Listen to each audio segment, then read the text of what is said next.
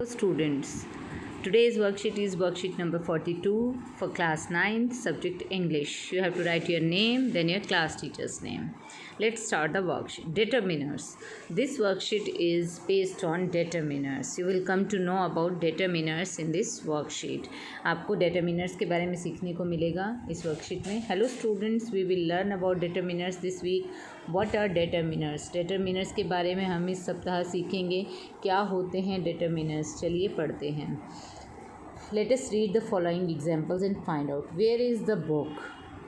First sentence है where is the book. तो आपने देखा जो अंडरलाइंड वर्ड है इसमें कौन सा है?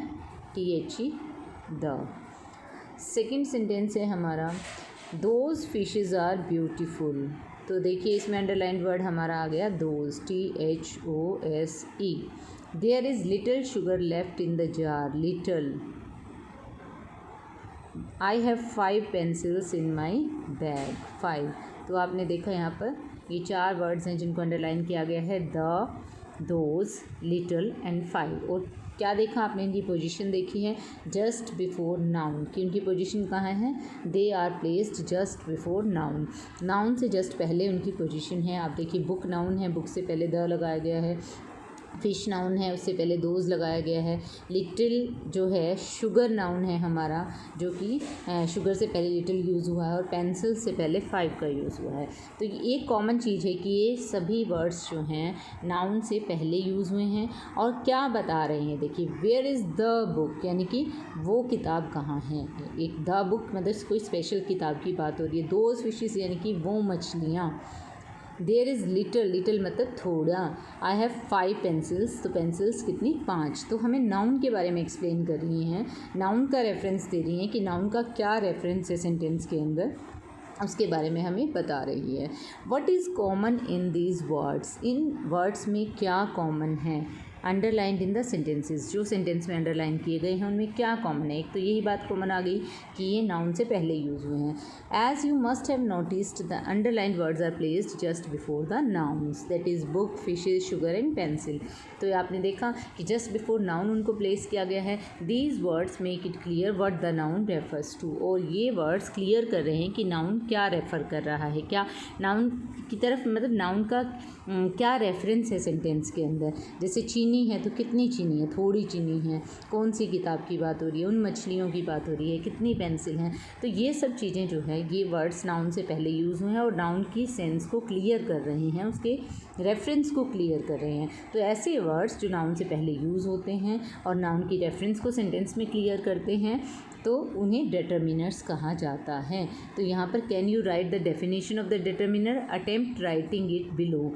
तो क्या आप डिटर्मिनर की जो है डेफिनेशन लिख सकते हैं? तो हम लिख सकते हैं डिटर्मिनर की डेफिनेशन. कैसे लिखेंगे आप? दोज वर्ड्स, वो शब्द, which are used before noun and clear what the noun refers. कि नाउन क्या रेफ़र कर रहा है, किस रेफरेंस में, नाउन का क्या है कॉन्टेक्स्ट के अंदर, क्या रेफरेंस है उसका. ठीक है.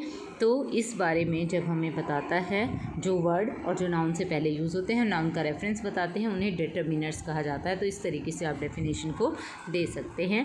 आगे चलते हैं. Read the following sentences and underline determiners. आपको नीचे दिए गए सेंटेंसेस को पढ़ना है और जो डिटर्मिनर्स हैं उसमें उन्हें अंडरलाइन करना है. Has anyone seen my phone. अब देखिए यहाँ पर माई जो डिटर्मिनर है वो माई डिटर्मिनर हो गया, पॉजेसिव डिटर्मिनर हो गया. All students of this class, this जो है डिटर्मिनर हो गया. are learning fast. It is raining and I don't have an umbrella. An is determiner here. The park near our home has been opened. The word is determiner here. I am not buying these apples. These is determiner here. अब देखिए noun से पहले use जो शब्द हुए, जैसे माई शब्द phone noun है तो फ़ोन से पहले यूज़ हुआ है. यहाँ पर क्लास नाउन है, क्लास से पहले दिस यूज़ हुआ. All is also a determiner. Student से पहले जो ऑल शब्द यूज़ हुआ वो भी डिटर्मिनर है। It is raining and don't have an umbrella, umbrella से पहले जो यूज़ हुआ वो भी डिटर्मिनर है। पार्क से पहले जो है वो भी डिटर्मिनर है। एंड आर होम, आर शब्द जो है होम से पहले वो भी डिटर्मिनर है। I am not buying these apples, these word apples से पहले जो यूज़ हुआ ये सब नाउन से पहले यूज़ होने हैं और नाउन का रेफरेंस क्लियर कर रहे हैं। फ़ोन, किसका फ़ोन, यानी कि मेरा फ़ोन। तो माई शब्द जो है नाउन का रेफरेंस को क्लियर कर रहा है। All students of this class, all students, कितने स्टूडेंट्स, सब स्टूडेंट। क्लास, कौन सी क्लास, यह है क्लास। तो इस तरीके से आपने देखा कि नाउन के रेफरेंस को क्लियर कर रहे हैं और नाउन से पहले जो यूज़ होते हैं उन्हें डिटर्मिनर कहा जाता है। क्या कहा जाता है, डिटर्मिनर कहा जाता है, जो डिटरमाइन करते हैं नाउन का क्या रेफरेंस है, नाउन का रेफरेंस क्या है सेंटेंस के अंदर, उसको डिटरमाइन करते हैं, वो वर्ड्स डिटर्मिनर कहलाते हैं। चलिए आगे बढ़ते हैं, अगली सेंटेंस पे चलते हैं। Let us have a look at the following sentences. अब देखिए नीचे दिए गए सेंटेंसेस को देखिए, उन सेंटेंसेस में कुछ वर्ड्स को अंडरलाइन किया गया है। अब आप देखिए यहाँ पर अंडरलाइन हाईलाइट किया गया है। This book is interesting, give me this, second box के अंदर लिखा गया है। Her mother works hard, I respect her. अब इनमें क्या डिफरेंस है, अब ये देखिए यहाँ पर जो दिस यूज़ हुआ है ये नाउन से पहले यूज़ हुआ है, ठीक है, तो ये डिटर्मिनर कहलाएगा। मदर से पहले जो हर यूज़ हुआ है ये भी डिटर्मिनर कहलाएगा। किसकी, मदर, यानी कि मदर का जो नाउन का जो रेफरेंस है उसको क्लियर कर रहा है हर वर्ड, और बुक के रेफरेंस को क्लियर कर रहा है दिस वर्ड। तो इस तरीके से गिव मी दिस, अब ये तो डिटर्मिनर है। सेकंड बॉक्स में आते हैं गिव मी दिस, मुझे यह दे दो। तो यह क्या, यानी कि ये बुक शो की गई है यहाँ पर, यानी कि बुक के लिए हमने दिस वर्ड यूज़ किया है, तो ये क्या कहलाएगा, ये हमारा हो जाएगा हाँ प्रोनाउन। इसको हम कहेंगे प्रोनाउन, PRONOUN। प्रोनाउन वो शब्द होते हैं बेटा जो नाउन के प्लेस पर यूज़ होते हैं, ठीक है। प्रोनाउन सर्वनाम जो होते हैं, यानी कि संख्या के स्थान पर प्रयुक्त होने वाले शब्द प्रोनाउन कहलाते हैं, सर्वनाम कहलाते हैं। जो सर्वनाम यानी कि सब नामों के लिए एक नाम यूज़ कर लेते हैं हम, जैसे सभी गर्ल्स के लिए शी यूज़ कर लिया, बॉयज़ के लिए ही यूज़ कर लिया, उनके लिए दे यूज़ कर लिया। तो इस तरीके से ये जो शब्द होते हैं, बुक्स के लिए हमने यहाँ पर बुक के लिए दिस यूज़ किया है, तो हम थिंग्स के लिए this, that, these, those use कर सकते हैं। तो यही वो शब्द हैं जिन्हें एज डिटर्मिनर भी यूज़ किया जा सकता है और एज प्रोनाउन भी यूज़ किया जा सकता है। It depends upon their position, कि उनकी पोजीशन कहाँ है, उससे पता लग जाता है कि वो प्रोनाउन है या डिटर्मिनर है। अब यहाँ देखिए आपने नाउन के साथ यूज़ हुआ है, नाउन से पहले, तो ये डिटर्मिनर का काम कर रहा है। यहाँ पर जो है गिव मी दिस, कि मुझे ये दे दो, एज ऑब्जेक्ट के कॉम्प्लीमेंट के रूप में यूज़ हो रहा है, तो दिस यहाँ पर जो है प्रोनाउन का काम कर रहा है। आई रिस्पेक्ट हर, मैं उसकी रिस्पेक्ट करता हूँ। तो देखिए नाउन से पहले यूज़ नहीं हुआ, वर्ब के बाद यूज़ हुआ है, तो यहाँ पर हर जो है प्रोनाउन का काम कर रहा है। यहाँ पर ऑब्जेक्ट के बाद यूज़ हुआ है, ठीक है, कि मुझे दे दो ये, तो इसीलिए ये प्रोनाउन का काम कर रहा है। दिस वर्ड यहाँ प्रोनाउन है और हर वर्ड यहाँ प्रोनाउन है। तो आइए आगे बढ़ते हैं। आगे देखिए क्या दिया गया है। Both sets of sentences are similar and have common words that are highlighted in yellow colour. अब आपने ऊपर देखा कि दोनों में सेंटेंस जो है सिमिलर हैं और कॉमन वर्ड्स हैं कुछ जिनको हाईलाइट किया गया है। These words sometimes act like determiners and sometimes as pronoun. ये कभी डिटर्मिनर की तरह बिहेव कर रहे हैं और कभी प्रोनाउन की तरह काम कर रहे हैं। The words given in the pink column are pronouns. जो पिंक कॉलम में दिए गए वो प्रोनाउंस हैं because they replace nouns. Here are 2 questions for you, ठीक है। अब आपने देखा पिंक कॉलम में प्रोनाउन है और ग्रीन कॉलम में हमारे डिटर्मिनर्स हैं। तो 2 क्वेश्चन आपको दिए गए हैं। How can you say that highlighted words in the green column are determiners. आप कैसे कह सकते हैं कि ग्रीन कॉलम में जो वर्ड्स हैं वो डिटर्मिनर्स हैं, बिकॉज उनकी पोजिशन आप देखिए, they are use before noun and they are clearing the nouns reference in the sentence.